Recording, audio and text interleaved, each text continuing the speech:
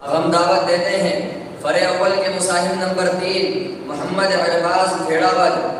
متعلم عربی دوم، جن کا عنوان ہے حضرت ابوبکر رضی اللہ عنہ کی صداقت کو سلام۔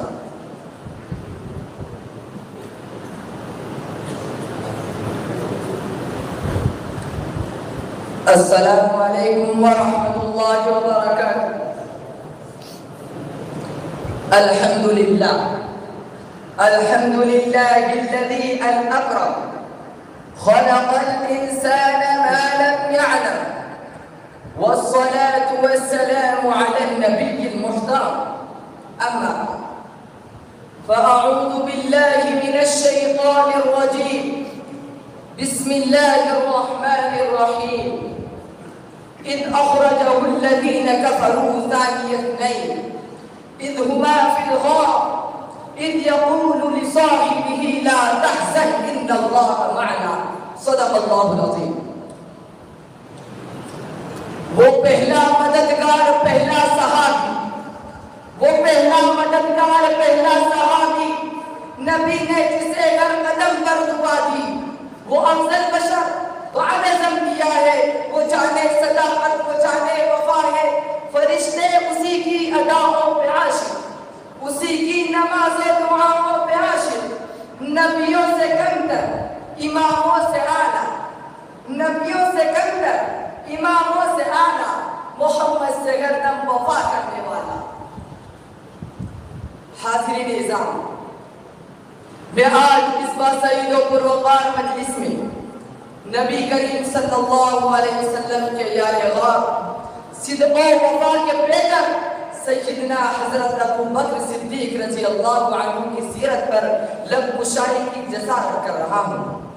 اور خدائے عز و جل سے دعا گو ہوں کہ مجھے کما حق آپ کی سیرت کے متعلق کچھ کہنے اور اس پر بہت کچھ عمل کرنے کی توفیق عطا فرمائے۔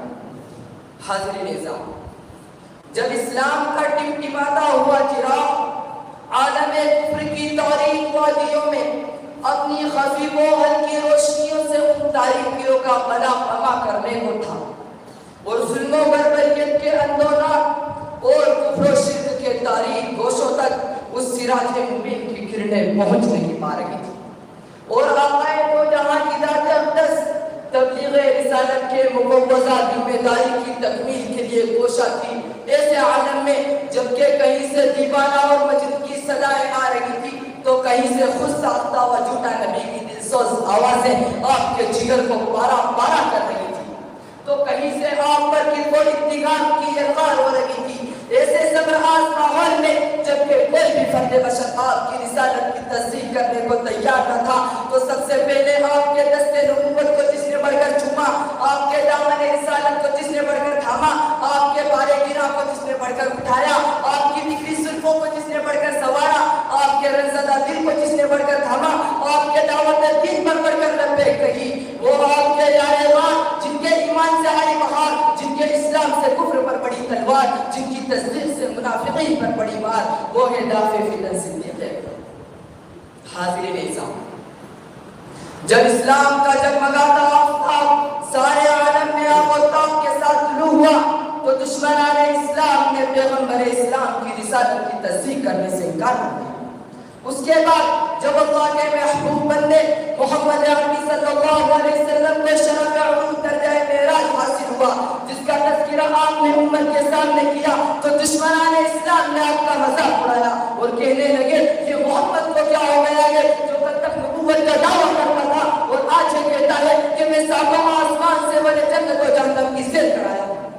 جب یہ بات حضرت ابوبکر صدیق رضی اللہ عنہ کو پہنچی تو بے ساختہ اس عاشق رسول نے کہا اگر یہ بات واقعی محمد کے رہیں گے تو اس میں ذرا سی بھی شک کی گنجائش نہیں۔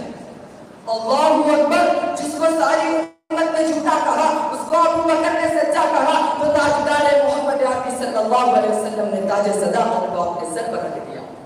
اسی طرح جب محمد رسول اللہ صلی اللہ علیہ وسلم کی ہجرت کا عبور خطر سفر، جس میں دشمنان اسلام نے اپنے عناد سرکشی کی خاطر جھاڑیوں سے پیارے نبی صلی اللہ علیہ وسلم کی راہ میں روڑا کرنا چاہا، تعصب و بربریت کا ننگانہ پیغمبر اسلام کے ساتھ کرنا چاہا، ہجرت کی شب میں جبکہ ہر طرف ہی نالی کا رات تھا اور یہ دو اللہ کے بندے اس تاریخ کو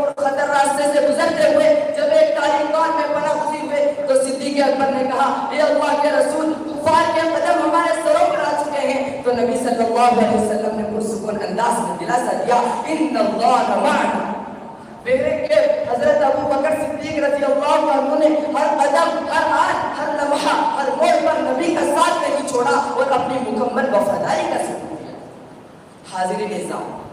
میں آپ کو بتاتا چلوں کہ صدیق اکبر جہاں رسول اللہ صلی اللہ علیہ وسلم کے ہمراہ،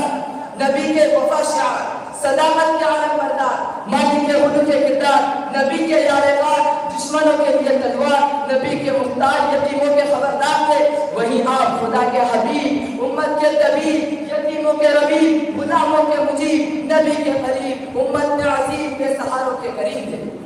یہی نہیں بلکہ آپ صلی اللہ علیہ وسلم کی وفات کے بعد جب بھی باطل پرستوں نے عظمت اسلام کو للکارا، آفتاب رسالت کو بجھانے کی سازشیں کی، عصر دین و ملت پر الغاء کی کوشش کی، تو آپ دشمنوں پر غیر و مذہب بن کر ٹوٹ پڑے، برقع تباہ بن کر نازل ہوئے، باطل کے سیل روا کے سامنے سد سکندری بنے، طاغوتی طاقتوں کی الغار کے سامنے سینہ سپر ہوئے، عصر اسلام کی حفاظت کی اور پرچم اسلام کو بلند رکھا. اور قرآن کی اس آیت یجاہدون فی سبیل اللہ ولا یخافون لومۃ لائم کا عمل نمونہ بن کر نمودار ہو.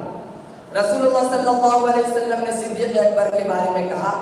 میں نے تمام صحابہ کا حق ادا کر دیا سوائے ابو بکر صدیق کے کہ ان کا بدلہ آخرت میں خدا تعالیٰ ہی دے گا. آخر میں اللہ سے دعا کرتا ہوں کہ ہم تمام کو بدعت و ضلالت سے بچائے اور ہم تمام کو پوری دنیا کے لیے مشعل راہ و نمونہ حیات بنائے. وما علینا الا البلاغ. السلام علیکم ورحمۃ اللہ وبرکاتہ.